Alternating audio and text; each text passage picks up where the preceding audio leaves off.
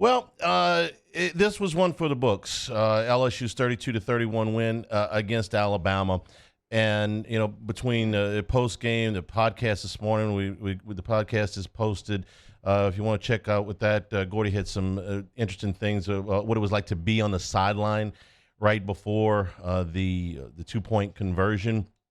But this, frankly, will go down as one of the best games that Tiger Stadium has ever seen, and you can make a good, solid argument that it was the best, given the circumstances, given the opponent, given what was on the line, the unlikelihood of how this season would evolve, and how the game ended, of course. The every element that you could want in a college football game was right there. If you had sat 100 LSU fans down in a room and handed them a questionnaire, okay, and said, check off everything you want in a college football. What's your perfect college football day? If you sat 100 fans down on at the beginning of the season, what's your perfect day? They would have said, okay, give me Tiger Stadium absolutely full. Give me good weather. Give me Alabama on the other side. And then Nick Saban on the other side. Give me a game that goes back and forth, that absolutely exhausts you emotionally. Big offensive plays, big defensive plays, things that you haven't seen before. Freshmen emerging to make plays that you hoped when you recruited them. When you recruited Harold Perkins, you thought, this guy's a 5-star, man. He could be a really good player. And to see him do the things that he did, or Mason Taylor, or any of the other, the two tackles, you would have said, give me freshmen, give me new players making breakout performances. Give me a quarterback that's going to make some clutch plays. And then finally, give me a game clincher that just absolutely tops anything that maybe I've ever seen in Tiger Stadium before. We are 50 years after Jones to Davis still talking about that game.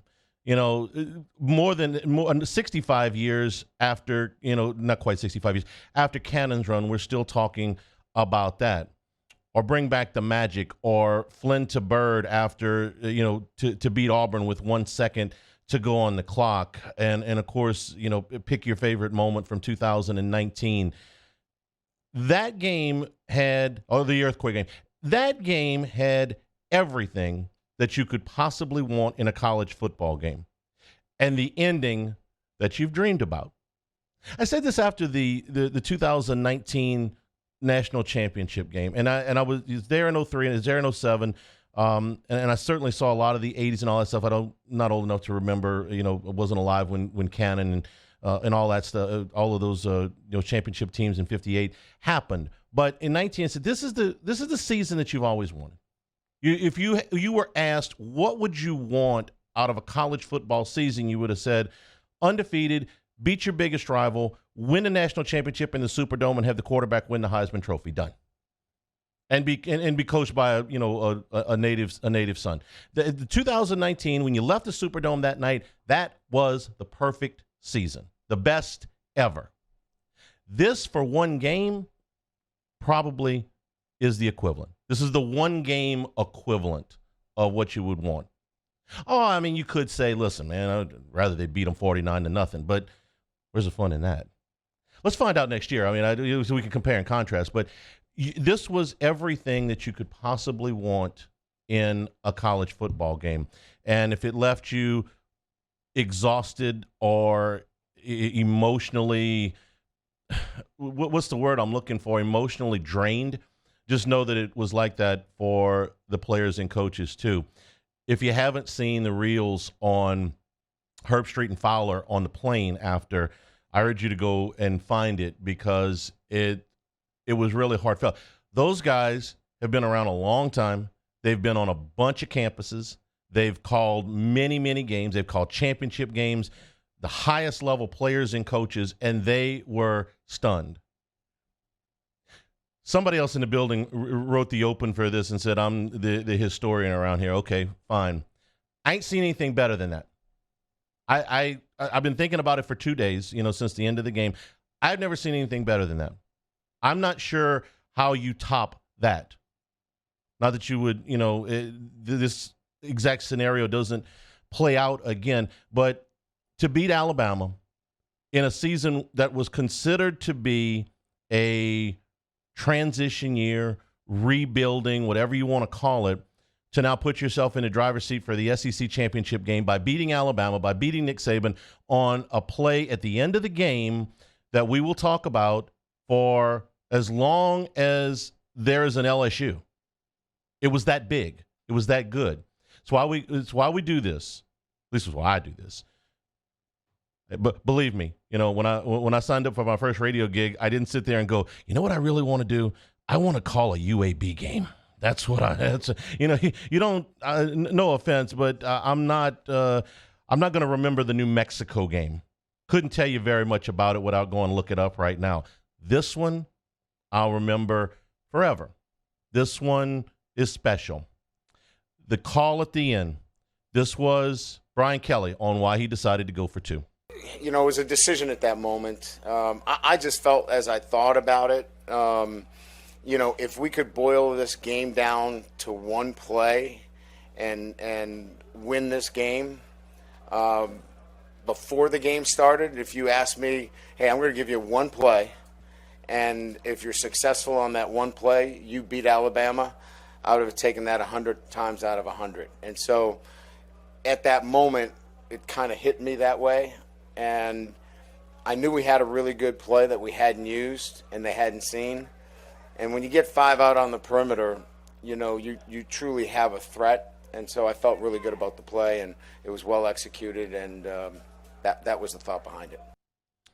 I've changed my mind on how you play in overtime in the last 2 months because they had this exact scenario in the Superdome and decided to kick the extra point. And I thought that was the right play at the time. And the fact that they got it blocked didn't change my mind on that. It's like, no, I thought that LSU was playing better than Florida State in the second half at that point, and that going to overtime would benefit LSU more so than a 50-50 call. But I wasn't thinking in the post game after Florida State about the new overtime rule, which is a 2-point conversion is required in the second overtime, and from the third overtime, it's nothing but 2-point conversions. So given that the likelihood, because I think that with exhausted defenses, there's a way better than average chance that both teams are going to score touchdowns from the 25-yard line in both overtimes. That if you're going to go with a 2-point conversion at some point anyway to win it, be it in the second overtime, the third overtime, then go for it with the opportunity to not have your opponent answer. You have 2, maybe 3 2-point plays that you like. Most coaches will tell you that. They got a couple that they feel really good about, and after that, it's hit or miss. If you can run your best play, and the overall chances of it going to a 2-point conversion in a second overtime or into the third overtime are there anyway, then take your best shot there. If LSU kicks the extra point there and we go to the second overtime, I'm fairly confident. There's no way to know, but I'll tell you, I think both teams are scoring a touchdown in the second overtime. And then it's coming down to a 2-point conversion anyway. So then you have to go first in the second overtime. So if you got the other side knowing what's going on there with an opportunity to maybe answer whatever it is you've done. So take your best shot without your opponent having the opportunity to answer with your best play. And, of course, the emotions of it, the stadium was going crazy. All of the momentum is there. And every player, to a man, even if they had missed, I think you could have gone in that locker room and asked anybody in there and said, do you agree with the decision to go for 2? Players want to go for it. Players want to play for the win right there. No, none of them are going to say, well, you know what, the analytics tell you that. No, they're all going this. Even though I think statistically it's the right thing to do, the emotion of it puts it over the top. and you establish a level of trust with your team that you didn't know if it existed before. You felt like it did, but you haven't been in that situation against a team like Alabama. You were in that situation against Florida State. You did something else. It didn't work. I thought it was the right play at the time. I've changed my mind. This is the play. We saw this in the Utah-USC game about 3 weeks ago. Utah decided, very similar situation. We're going to go for it. We're going to take our shot to win the game right now without USC having a chance to answer. LSU did the same, and they won. Same thing happens here.